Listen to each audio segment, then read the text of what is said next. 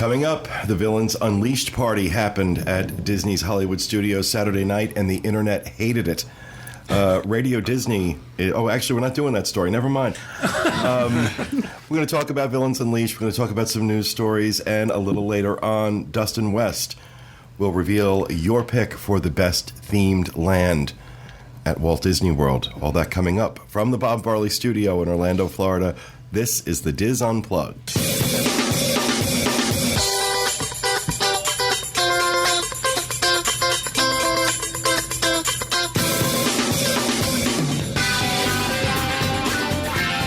This is the DIS Unplugged, episode number 733 for the week of August 26th, 2014. The DIS Unplugged is brought to you by Dreams Unlimited Travel, experts at helping you plan the perfect Disney vacation. Visit them on the web at www.dreamsunlimitedtravel.com. Hello, everyone, and welcome to the show, coming to you live from the Bob Varley Studio in Orlando, Florida. I'm your host, Pete Werner, joined at the table this week by my good friends John Magi, Kevin Close, Jenny Lynn Knopp, Corey Martin, and back in the production nook, associate producers Sean Thompson and Craig Williams, along with our producer, Dustin West. Thank you. Sorry, excuse me. All right, a couple things in housekeeping. Just want to remind everybody about the Indianapolis meet coming up September 6th, and it's going to be a fun time for you guys. Dustin and I and John and Kevin will be in Europe. Well, you'll be on your way to Europe because you're taking like 32 months to get to. We are 32 to months. Barcelona. He's taking the slow boat to Barcelona. We are. And guy's gambling. But Julie and Jenny Lynn, Kathy, Teresa, and the boys, well, Sean and Craig at least, will be in out there to do a show, and actually come up with a really good idea. Jenny Lynn did. For that show she's going to be hosting while I'm away. And just talk a little bit about that. Because we wanted to give people a little heads up. A little bit of a heads up. Okay, so we were talking about it, and going back to my days when I was a blogger, I used to talk about Disney as a lifestyle, not just as a vacation, but, Disney in your home. And as hardcore Disney fans, we all have little things that we do to get our Disney fix. Sometimes we hide them from others because we're afraid of being pinned as a Disney freak. But we want you to come out with those and give us your Disney confessions. What are the things that you do in your personal life to get your Disney fix that may or may not be accepted by the general public? Oh, Lord. The things I could confess. Sounds like it could be scary. What are you talking about? You made a career out of it. That's true. That's true. The things you know about. Cool. I think that'll be a fun show. So that's the show those guys are going to do September 6th in Indianapolis. So we'll have links to it on the show notes page, disunplugged.com. If you want to get more information, that and everything else we talk about on the show, we always have links to all that stuff on our show notes page, so be sure to check that out. I also want to make sure we send out our thoughts and prayers to our friends in Northern California after that 6.0 earthquake hit the other day. A lot of damage done, a lot of people were injured, so just want you guys to know we're thinking about you and hope everybody is okay. And while we're speaking about California, the Disneyland edition of the DIS Unplugged goes up every Thursday. Tom Bell and his team. This week, listener Jody returns with a trip report from her San Diego and Disneyland vacation. And Wayne Toigo talks about his recent trip to Six Flags Magic Mountain. So be sure to tune in for that. Thursday, you can also subscribe to them on iTunes. Links to that again in the show notes page, disunplugged.com. We also want your nominations for our cast member Hall of Fame. If you have experience with a cast member at Disney World, that major trip, extra special that went above and beyond for you, we'd like you to send a picture and a brief story telling us about why you're nominating that cast member. And just send it to podcast@disunplugged.com, and we'll read them on the show and put them up in our cast member Hall of Fame gallery on the DIS Unplugged Facebook page, facebook.com/DISUnplugged. So send those in to us, and we'll think about it. We'll decide if that person really deserves. We will judge you. We will judge you and the cast member.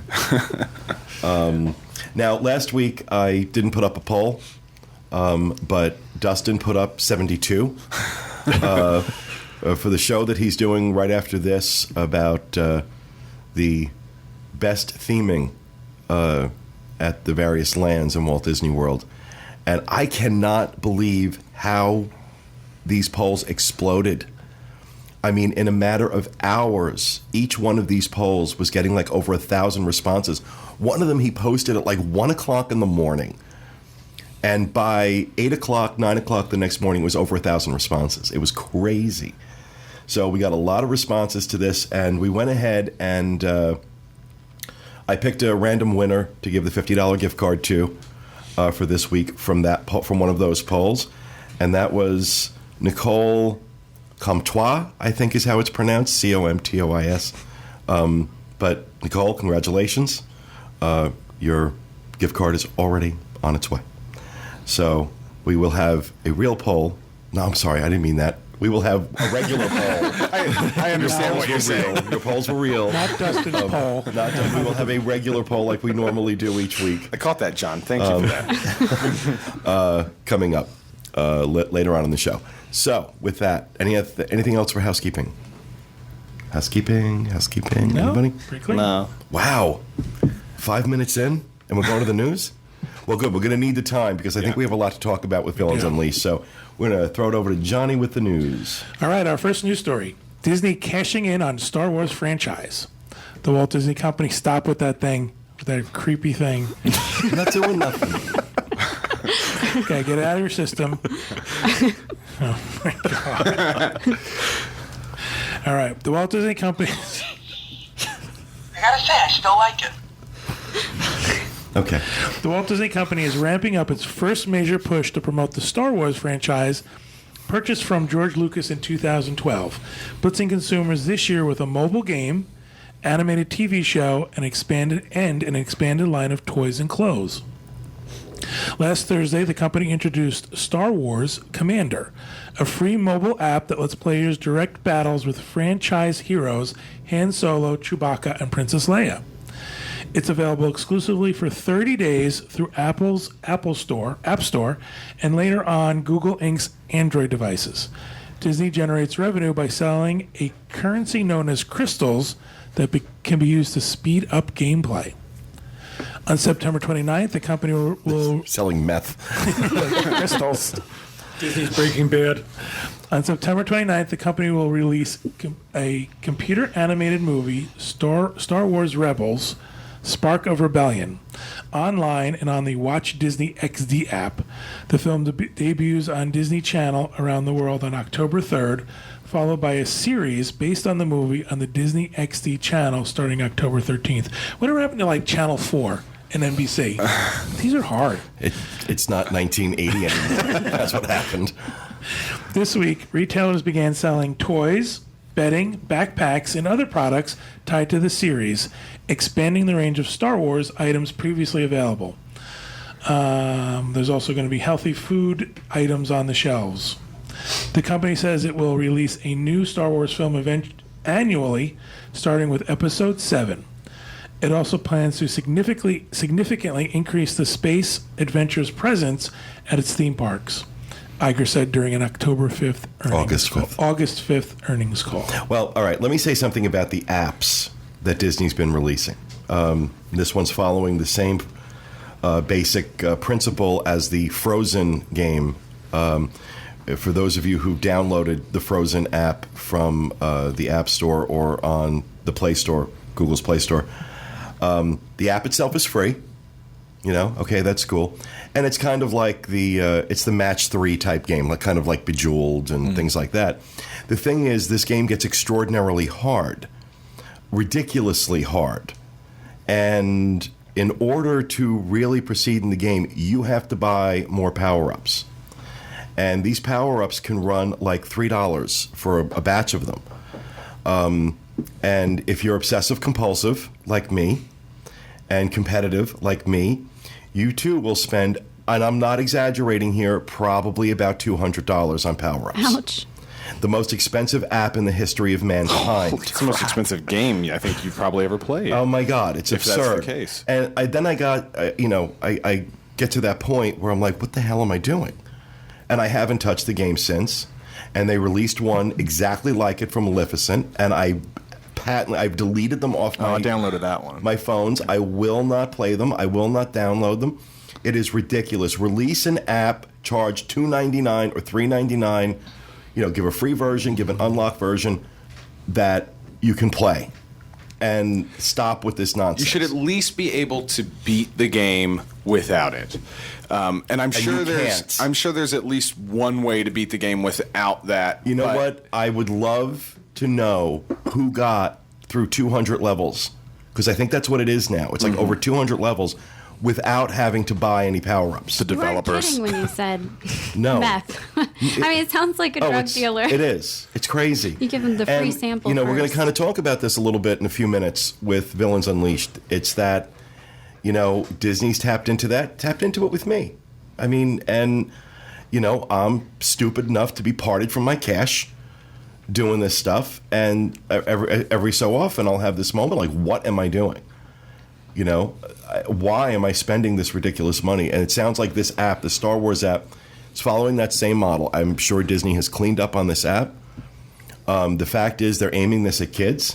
So that's the bad part to me. The bad part is that as an adult, you should know better and have the ability to say, no, I don't want to. But a lot of times kids will play these on their parents' phones and not know that what they're doing is actually spending money. You hear stories about that. Well, no, they make it very clear. They make it very, very clear that you're buying this, that it's going to cost $2.99. You got to enter in your Apple ID. I still think a lot of kids confirm the purchase. So every time you purchase it, you have to enter your Apple ID. It's not an automatic. Well, it's like with anything else. Like, so if you purchase one and then, 10 or 15 minutes later in the same session you purchase again, it won't ask you for the ID. But after a certain amount of time or in a subsequent session, it will ask you. But I wonder how many parents got surprised by, oh, look, Johnny just spent $150 on an app. So I'm all for the business model of making money. Disney's a for-profit corporation. It's a publicly traded corporation. I'm all okay with that. Some of this stuff is going a little far, though. And Do you realize how many conversations include those phrases? I know Disney is a public corporation. I understand Disney has to make money. It seems like we used to talk about Disney for the love of Disney. Now everything has that disclaimer. The disclaimer in it. Wait for the Villains Unleashed discussion. All right, so let me go back to the story for just a minute. Are we now over Star Warsing it? Is this now too much? Is Disney now going to now inundate everything we do? I thought it was too much in 1986. Disney's history is to take any license that it owns and beat it into the ground. Mm-hmm. Now, that being said, look, I think that in Disney's hands, forgive me, Star Wars fans, they certainly can't do any worse than George Lucas did in the last 3 films. I don't think you're upsetting any Star Wars fans by saying that. I don't think they can do any worse.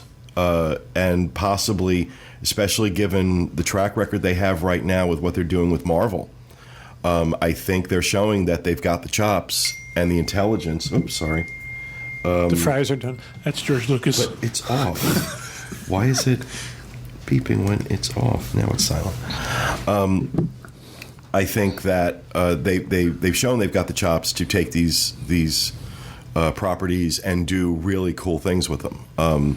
And so I'm hopeful that the new Star Wars films are going to be great, and they're going to reboot and revitalize the whole thing. They need to, if they're going to stick this stuff in theme parks, right? And they want to sell this merchandise. Right now, you've got a very large audience for Star Wars, to be sure, but you could have 3 times the audience if you made it socially relevant today in terms of new films that have buzz, that are big blockbusters. You get the next Harry Potter going with Star Wars. All of a sudden, it's a game changer. So, I'm fine with all that. The apps and what they're doing with the apps, that needs to stop. That just needs to stop. It's ridiculous. It's ridiculous. Even by Disney standards, it's obscene. And that's saying something because Disney's pretty obscene when it comes to some of this stuff. But Yeah, it's amazing how much you'll spend to get something for free. Yeah. You see that free. It's like, oh. Yep, exactly. So, All right, our next news story. Part-time workers approve new Disney contract. Part-timers, represented by Walt Disney World's largest union group, voted by a large majority Friday to accept a new contract providing higher pay and paid days off. 89% voted in favor of the contract, said Ed Chambers, president of the Service Trades Council. He did not have the total number of people who voted. The contract will raise hourly pay by $10. The contract will raise hourly pay to $10 by 2016. This year, the minimum hourly wage at Disney will raise from $8.03 to $9 an hour. Next year, it will go to $9.50 an hour. The new contract also gives many part-timers 2 paid days off a year. They'll get the paid time off if they have 2 years of service and work at least 1,250 hours a year. That's pretty significant. Honestly, I with these contracts that we had, the full-time contract that was just approved not too long ago, and now this one, all things considered, these are pretty good. Seem pretty good. In all the years that I've been doing this is the absolute most civil contract negotiation that has gone on between Disney and the unions, at least from the public standpoint. At no point where we hear was the union rattling strike. And almost all the time when these union contracts come up, when these negotiations start, you start hearing that word being thrown out, strike. I think that the emotional temperature as far as minimum wage is higher. This conversation is going on all over the country. Right. What's a workable minimum wage? So I think the fact that it happened at Disney is just another one of those. It's just part of the culture at this point. I think it's happening all over. I'm sorry. Go ahead. I've got a question. It might be a silly question, but this particular news story addresses part-time cast members, which I didn't realize had a major presence in the unions. Do we know anything about how this affects full-time cast members, or have they received any news about their wages? They just had their contract. Didn't we just talk about that a couple weeks ago, the full-time contract? Yeah. I forgot what they get. Okay. Well, but they got a significant increase, and they did. I mean, look, $10 an hour is still not enough to support a family on, but it's definitely a step in the right direction. And for part-time employment, to get the benefits that Disney offers, it's a good part-time job. I mean, I'm sorry. They have options for health benefits. Now they're getting paid time off. Get that at a 7-Eleven. But I don't know. There's something. I feel like there is another shoe ready to drop with this. It just went too smooth. And I keep wondering when the other shoe is going to drop. I'm curious what the 11% who voted no. That was my question. What's the reason for that? Who would vote against that? Maybe I didn't know they if there was wanted more? something I was missing. Yeah, it would have to be. They thought they wanted more, but still, you're never going to get 100%. You get that many people you're polling for something, and you're never going to get 100%. So the fact that they got 89% of the union base saying, yeah, is pretty good. We also have the health care in there. Maybe some of the people that voted no didn't want that additional cost every month to go toward health care when they could get it somewhere else, not their part-time job. So now, for those listening to the show and not watching, I've been playing with Olaf. We were in the parks the other day, and I saw this, and I just fell in love with it. It's a little animated Olaf. It's adorable. It's like my favorite thing ever. So I have been... He's been taunting John with it all day. John with it. And Tickle me, Olaf. Tickle me, Olaf. Yeah, it's pretty much what it is. Yikes. All right, and our third and final news story. Disney may use drones in theme park entertainment to take out Tickle Me Olaf, hopefully. The Walt Disney Company has applied for 3 UAV-related patents, indicating that drones could hold marionette or projection screens for nighttime entertainment in its theme parks. The patent states, quote, "The inventors recognize that presently there are no mechanisms for creating very large aerial displays, such as a display that is reusable, repeatable, dynamic, and interactive. To address that need, Disney's R&D department is working to create a multi-drone aerial display system and a ground control station that could choreograph repeatable movements. The three patent applications are aerial display system with floating pixels, aerial display system with floating projection screens, an aerial display system with marionette articulated and supported by airborne devices." I am so creeped out. I know. It sounds like a government contract. The real thing is that they're going to use these drones to take out people that try and leave property. They're going to be like drone strikes on tourists trying to leave Disney World. There's going to be drones with puppets. So in its essence, it's basically like these drones are carrying giant projection screens. Take that, Al Qaeda. Or worse, puppets. One of the things call for larger-than-life puppets that could be mounted with rods to Wait fly till the through kid the sees air. the puppets get caught in the spires at, Space Mountain. Oh my God, look, Minnie's dead. The patent indicates that drones could even potentially replace fireworks, which can be dangerous and inconsistent. Oh, they're trying to get off of fireworks now? Let's watch the floating bedsheet show. Yeah, really. And the big, scary puppets. Do you remember the Tapestry of Nations parade? Oh, yeah. That was scary enough, and they were Oh, I terrestrial. loved Tapestry. I missed that. They were on the ground. Picture them floating over Epcot. The patent calls for an aerial display system based on the floating pixel, or Flixel. Each drone would carry a lighting assembly that could display images or colors, making use of the sky as a screen. Do you think this is where they're going to use it in, like the display they're doing at Animal Kingdom, that water show? You think they're going to try to mess with it there? I don't know, but if they try replacing fireworks with make-believe projected fireworks, Yeah. projected onto screens being held up by drones, Well, if it's in Animal Kingdom, nothing screams nature and conservation like drones. Yeah. that's true. I think that Disney is playing with this idea for Avatar Land that they want something in the sky. We saw that. And they can't run fireworks at Animal Kingdom, really. We saw that animatronic get tried out that supposedly was a precursor for something at Avatar Land. So I think this is what the Imagineers are thinking for Animal Kingdom and Avatar Land to sort of not make it as scary for the animals, I guess. Show that picture, though. I was reading it. I know. I mean, Kevin was talking about it being That is creepy, and they used Jack Skellington for the Could you illustration. imagine a 40-foot Jack Skellington held up in the sky coming down Main Street? Isn't that how Ghostbusters ended? Don't cross the stream. Oh, God, it's the kaiju.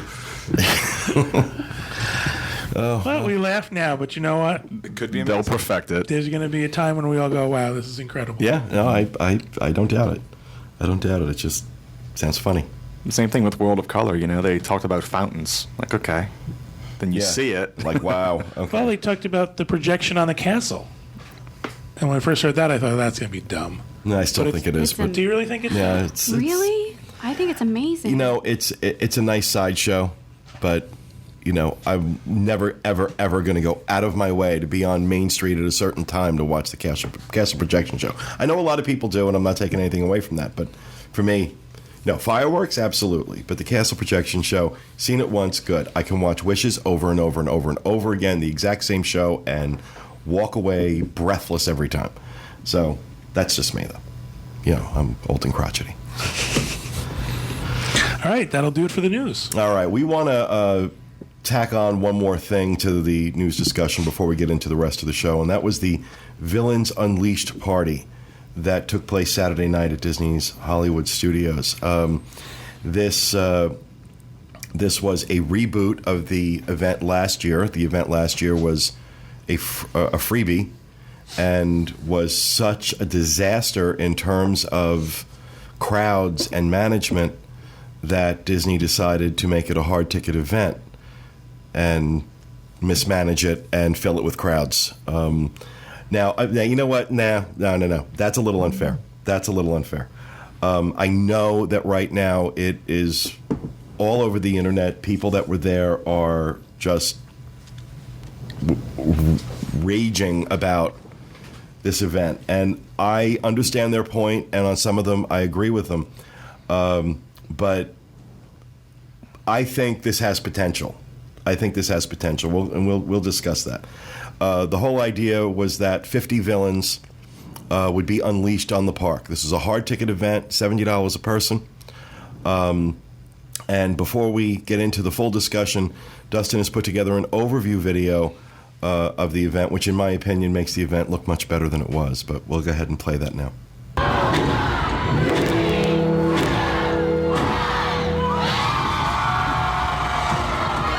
you ready to experience Villains Unleashed? Here to unleash the villains and officially set the night ablaze. Give it up for your one and only Hades! Hello, mortal! Who's ready to unleash some villains? Yes, my little buttercup. I said 50, the big 5-0 of the most underappreciated, underutilized, and underloved individuals that I call my dear, dear friends. Please welcome number 21, the Royal Vizier of Agrabah, Jafar!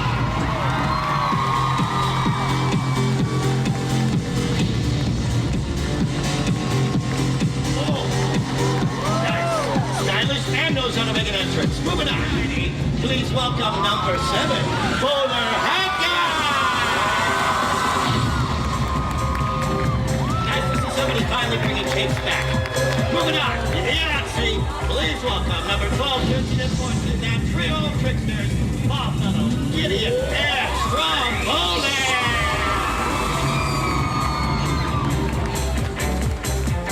Oh, what a delightful bunch of lowlights.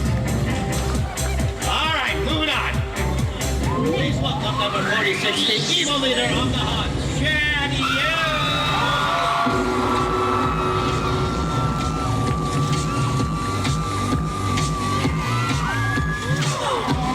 He's fond of potions, talking to mirrors, and poison apples. Let's welcome number 5, the Queen. Long live the Queen. Oh, apparently. First time, please welcome number 8 and 9, Captain Gantu and Dr. Hamsterbean.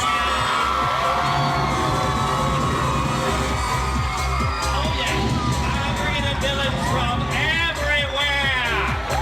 Enjoy your night, boys. Please welcome numbers 15 and 16, Neverland Zone, Mr. Speed and Captain Ball.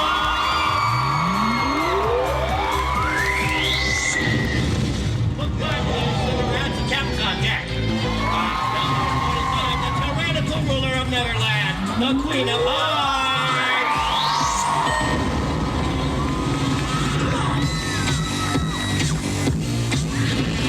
And now with the party with this one. You, me, crochet games. Next, this guy has a serious big issue. Really clutching the 44th invitation. Show some love for the pink and plump Governor Radcliffe! In his house. And please welcome number 23, Cruella de Vil.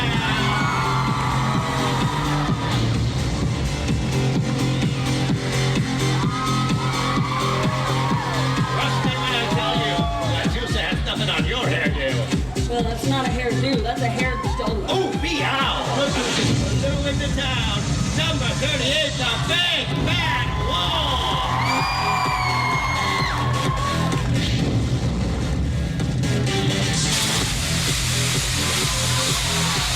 Whoa! Sounds like someone had pork chops for dinner.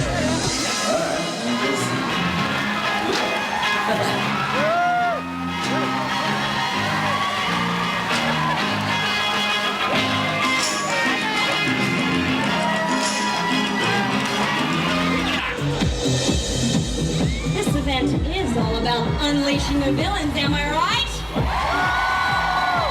And there are some of the villains that are an even darker force to be reckoned with. Agreed.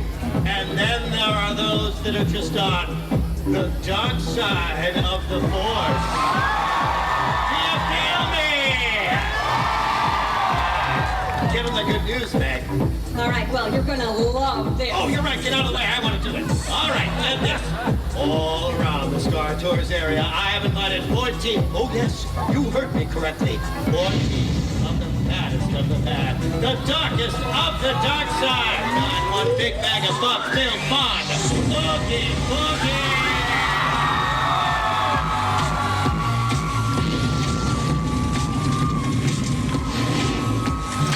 Don't forget to stop by Oogie Boogie's Freaky Funhouse Show, happening right over there at the Theater of the Stars. I hear the show is killer and he's Lana. Ha later, Buckman. Well, there you have it. Let's get ready to party. My villains have been unleashed. Tonight, at 12:45, I will stand on that very stage and call upon all my powers to summon a spectacular across the Black Night in what can only be described as Villains in the sky. You know, I really hate to admit this, but you've outdone yourself. Ladies and gentlemen, let's give it up for Hades! Thank you. And now, with all 50 villains unleashed, it is time to party.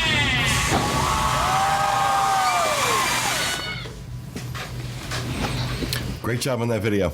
Thank you. It looked like a lot of fun. You know what? I'll tell you something.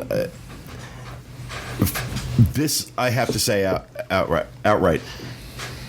The characters that they had out for this are characters you just never see them. Yeah, a lot of these you never have a chance to see, and the cast members playing these characters were top notch. They were great.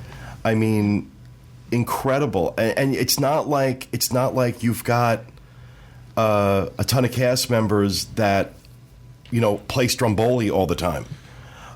So for these guys to take these characters on and kind of be as interactive as they were, I thought they did an amazing job. I thought they did an amazing job with that. And there was also a very cool vibe in the park that night. Yeah. And I liken it somewhere between Mickey's Not So Scary Halloween Party and Halloween Horror Nights. And a rave. And a rave. It had more of a young adult vibe. It was definitely aimed, I think, toward the under 30 crowd. But the problem was that you had lines to see these characters that in some cases were approaching 3 hours, and people were not happy. No. They had the dance parties going on, a couple of dance parties going on. They turned the Hollywood Brown Derby into Club Evil, which was amazing. It was fantastic. I loved. They just had this whole club vibe. They had the bar set up in the middle of the room. They had characters walking around. They had specialty tapas available to order. Getting a table was difficult, but I thought that was really cool. But outside of that, there really wasn't a lot to do, and that I think was one of the things people complained about. They had special event merchandise. When we went, not too long after the party started, the line was already at 2 hours. And from what we understand, they ran out of merchandise. They ran out of everything. Maps. They ran out of maps. They ran out of some of the specialty food. They had like these hot dogs that were stamped with like Hades and Maleficent. They ran out of the buns that were stamped, so they were just selling like hot dogs. I don't know. I give them credit for attempting this. I give them credit for refunding money to people that complained without giving them a hard time. They basically, if somebody went into guest services, which a lot of people did, and said, this is ridiculous, you charged me $70 to wait 3 hours to see one character, I want my money back. And a lot of people got their money back from it. So I give them credit for that. But all that being said, they charged $70 for a hard ticket event and made people wait 3 hours to see a character. And 2 hours to buy stuff. Well, the problem with that, the event itself was only 5 hours. Yeah. So you were lucky if you got to see 1 or 2 characters. And that's the problem. You're spending this premium. They completely oversold it. Yeah. And there were huge parts of the night where we had nothing to do. Yeah. Unless we wanted to stand in a crowd and listen to DJ music. There was no lines open because the character lines closed at some 10 p.m., sometimes 11. Yeah. So that left hours with nothing to do. We saw the Oogie Boogie show twice because we had nothing to do. It was just... And they didn't do the fireworks. Sure, the rides were open, but a lot of people didn't pay that money to go ride the rides. But some of those lines were pretty long, too, even for the rides. I mean, Toy Story was 45-minute wait. Wow. But that's for Toy Story. That's good for pretty Toy good. Rock and Roller Coaster. Yeah, later was in the 20 night. minutes, Yeah, later in the night, that was good. And that's the Tower of posted Terror was time. 10 minutes. Those lines would have gone much quicker, I imagine, if we had waited in line because there were no fast passes issued. It was all standby. So I imagine it would have gone by pretty quick. And also, one of the reasons I think the character line, and this just kind of goes to the characters themselves and the cast members playing the characters. One of the reasons the lines were so long was that they were taking time with each person and interacting with them and talking to them and doing stuff with them. It wasn't, stand here, take your picture next. The lines probably would have gone faster, but I think people would have been pissed off if they'd waited an hour to get to a character and the character just stood there. And so they did interact, and I don't know how you make that better. I don't know how you make that faster other than not Offering more overselling not the overselling event. or offering more things to do so We're that the offering crowd this on can be- multiple nights. I think Do a you remember- combination of all those things. Do you remember when they did the Pirates and Princess Party? We went to that a couple times, and it was great. There were characters out there that you never saw and that you never had a chance to interact with. Right. And that was a great party, but it was always kind of like you snuck into the park.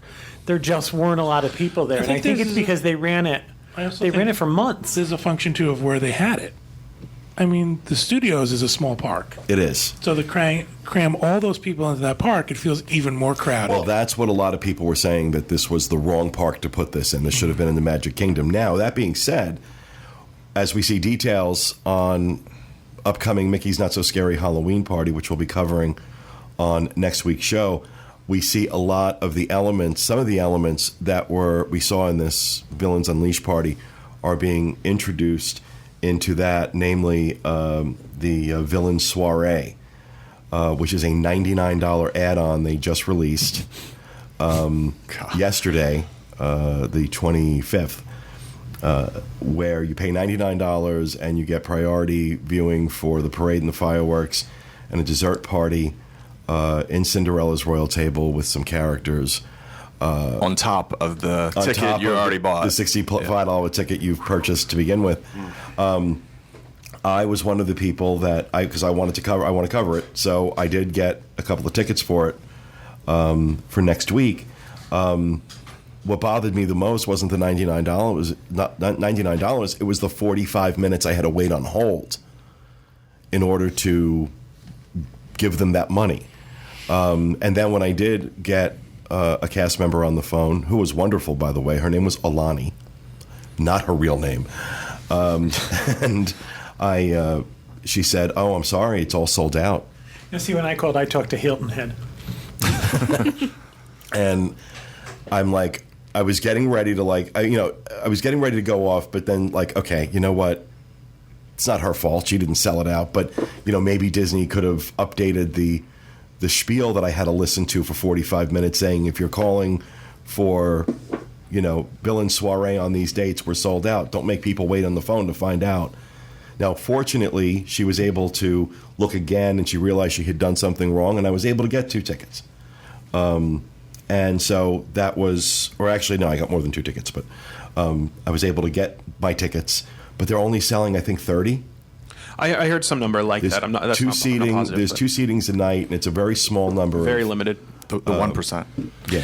This is now you experience what your agents go through on a daily basis. Mm-hmm. Waiting online 45 minutes to be told no, and then this is what happens when people call up and they're so excited about something and they're told it's sold out and they can't go. Right. The disappointment that occurs. Yeah.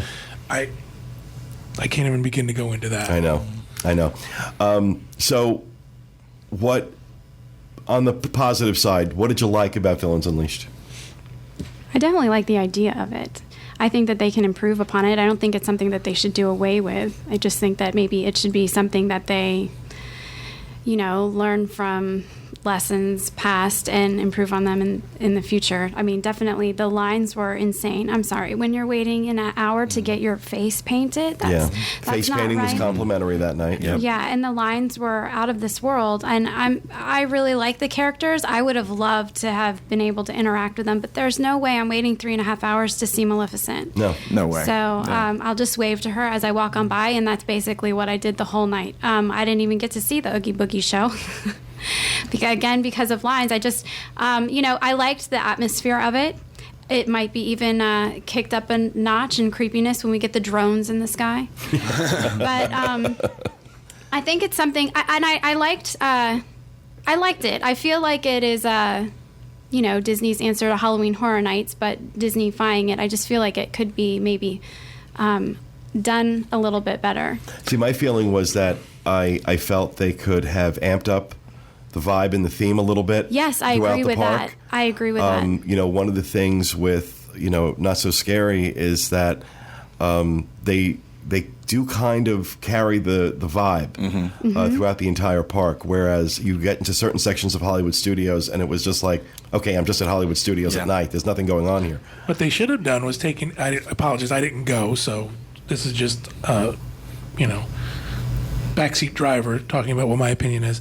They should have taken each attraction and unleashed the villain in that attraction. They sort of did that. Did they? They had a lot of the characters associated with the attractions in their section. So when you went to Star Wars, Star Tours, they had the bad guys from Star Wars near that area. Yeah. They had Kermit and Constantine near the Kermit attraction, the 3D movie. And that was good. I don't know if this is true or not, but I was told by someone that the puppeteer and voice of Constantine was, in fact, the same man who did it in the film. Yeah, his name is Matt Vogel. He was actually doing a signing last night at Studios, if you bought the DVD. Wow. Okay. That's cool. But I agree. Like, I think it should have been amped up. I didn't get in to see the Oogie Boogie show personally, but I watched the video of it. And again, like, I kind of like the idea. They do something similar to it in Halloween Horror Nights. They do a freak show, freak act type thing. But, and I loved that they had Oogie Boogie as the MC. I thought that was great. The set seemed fine from the video anyway. But I felt like the acts were a little bit anticlimactic. Like, how many times am I going to see this person shoot a crossbow from different angles on the stage? Well, the analogy that I heard Craig use and I've heard people on the boards use, it was bad America's Got Talent.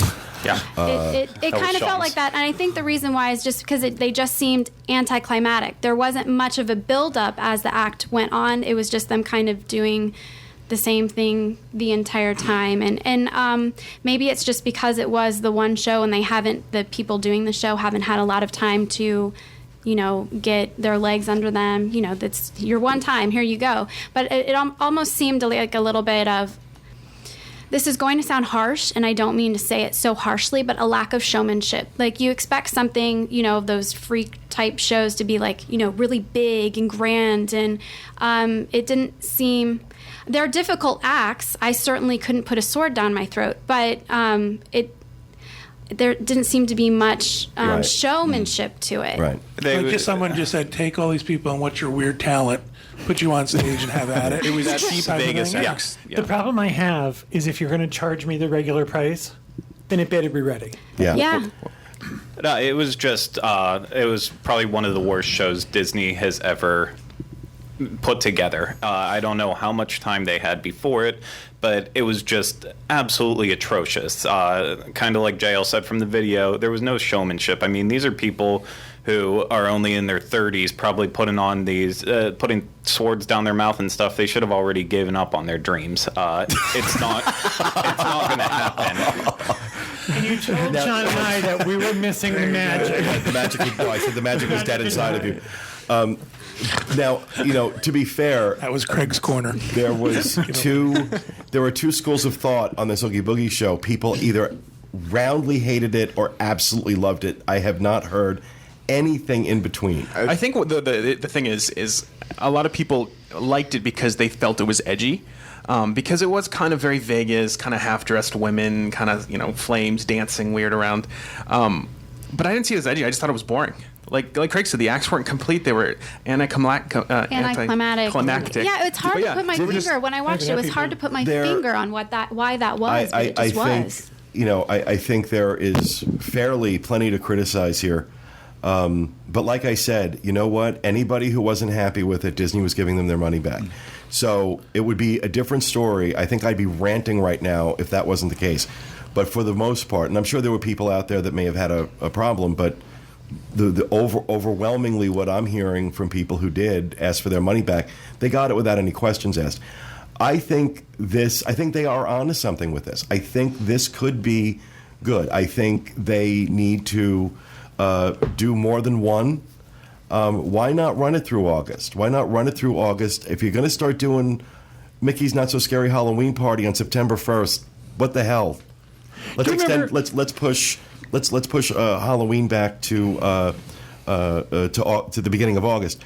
Amp up the vibe. More things to do other than character meet and greets. And dance parties. Put some other stuff in there, and stop overselling your events. Well, see, that would help with the lines. If the character meet and greets themselves weren't the main focus of the night, the lines wouldn't be as long. If there were some more really good quality shows and attractions, or even like stops that you can go get your face painted, candy, things like whatever. As long as it's not the main focus, that helps the lines out. I thought one of the positive things in this whole event was the roaming characters. I thought they did that absolutely correct. And you don't see that too often at Disney theme parks, just having the characters that you don't have to line up for. That sounds like it's the theme of it. They were unleashed and they were running around. Right. One of the highlights for me was the Club Evil. I think that was the first time, what they did with the Brown Derby, that was the first time for me in the whole event that something felt exclusive. What did they do? They transformed that. Yeah, they had this great torch singer up there. And let me tell you something. I wish I got her name. She was unbelievable. She was singing Sondheim. She was singing from Into the Woods, and doing it. She wasn't like, sad poor thing. Oh, look at you trying Sondheim. Were there she actually, could you get a table? And well, we did. Kathy, it was a little. Helped us out. It was a little. We had to fight for a table. Yeah, but they had bar tables where you could stand. But then it was seat yourself anywhere in the restaurant, and just so happened one opened up near us. 6 of us crammed into one small booth, but we got in. And the service was great, and the food was delicious. Yeah, it was really excellent. The drinks were creative. They were weak, but they were creative. Yeah. Do you remember when there was a discussion, a rumor that they were going to open up a 5th park and it was going to be a villains park? Yeah. I think Disney underestimates the popularity of this. See, I'm hearing that. I'm hearing that a lot, that Disney underestimated the popularity of this event. No, they didn't. They oversold it. They knew exactly. I don't mean this event. I mean the villains in general. Right. No, I don't think they underestimate it. I think that whole plan for the Tragic Kingdom was killed after 9/11, because at that point the blueprints were there, the spot was picked, they were getting ready to break ground, is what we were hearing. But then 9/11 happened, and that changed everything, and they've just never gone back to it.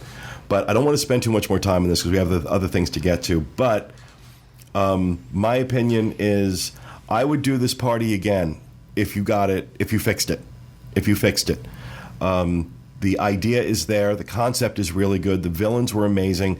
You've got great cast members doing some of these performances and doing some of these characters. Please fix it. Less tickets, more things to do, more merchandise locations. Don't run out of food, but not run out of liquor.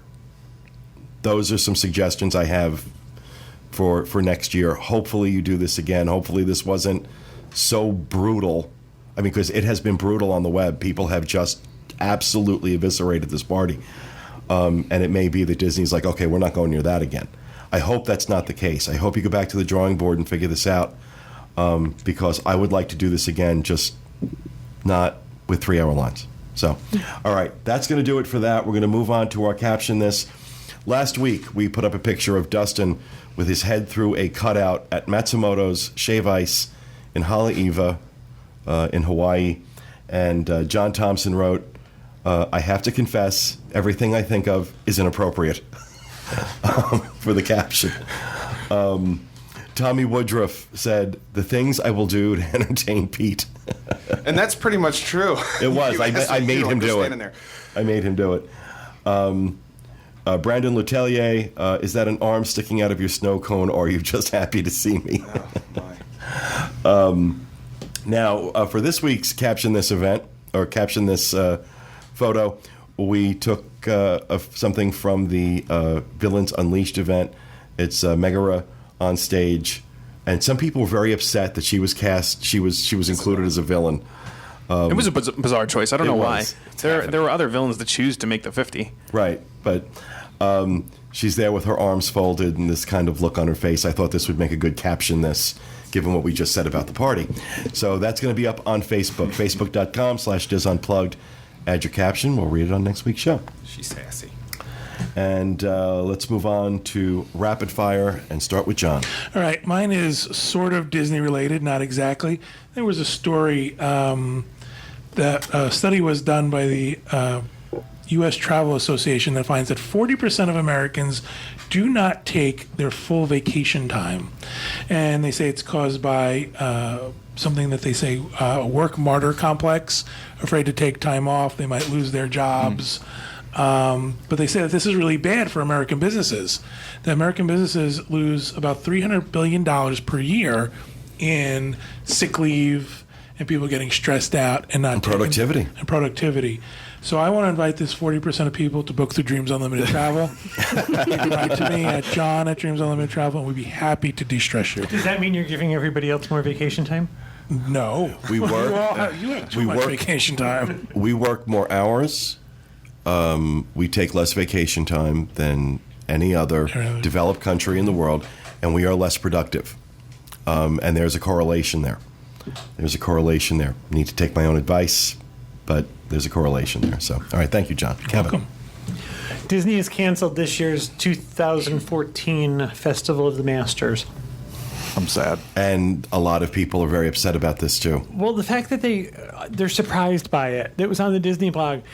Due to the fact that there's not enough parking and there's not enough, space because of construction walls. Which says that that damn parking lot garage is not going to be done by November. Well, not only that, but it says that you didn't even think about this. No. Why was this not moved to a different venue? Because they didn't plan any of this out. There was absolutely, in terms of Downtown Disney and that whole thing, no thought whatsoever. Not one conversation in the process went into what is the guest experience going to be like when we do this. Not one iota of effort went into that, and it is so clear from everything. Now, like I said before, I think Disney Springs is going to be amazing. I think it's going to be phenomenal. But I think it would have been just as phenomenal if you thought a little bit about the guest experience. So not only are you putting people through this cluster that is the parking situation down there, but now you're taking away Festival of the Masters because you can't build a parking lot in under a year? It's ridiculous. There's been lots of suggestions. Someone suggested the boardwalk. Well, then someone else suggested that would inconvenience. Wide waste of space? So we said, why not take the... That would inconvenience the people who stayed at the boardwalk. But then someone suggested, why not put it in the parking lot? Why waste of space? Yeah. And there's parking and there's space. Yeah, they do art festivals in just random places constantly. Right. I mean, it's a shame. It really is a shame because that's one of our favorite events. And I don't know that this needs that much planning. Everyone brings their own setup, their own tent, it's a bunch of tents, stuff. Just an email. Go park at Wide World of Sports and set up your tent. Right. Yeah. Sad. It's disappointed me greatly. It's my favorite weekend of the year. Yeah. In my opinion, it's the perfect weekend. It's the end of Food and Wine. It's the beginning of the Halloween or the Christmas party, and it's Festival of the Masters. There's also a marathon that day, so it's a huge. And there are a lot of people. I mean, I'm sure it's not like millions, but there are a lot of people who plan their vacations around that, and we were seeing those comments too from people who say, I plan my vacation specifically around Festival of the Masters every year, and I'm really disappointed. And I think the fact that they waited until the end of August to tell people this is kind of a crappy thing to do. Yeah, agreed. Agreed. All right, thank you, Kevin. Jenny. My rapid fire. She hates being called Jenny. Yeah, Lynn. Okay, Jenny Lynn. My rapid fire just has to do with some refurbs. Mickey's PhilharMagic's going down on September 8th, and the extension has been extended until September 28th. It was September 19th, so apparently they need a little bit of extra time with that one.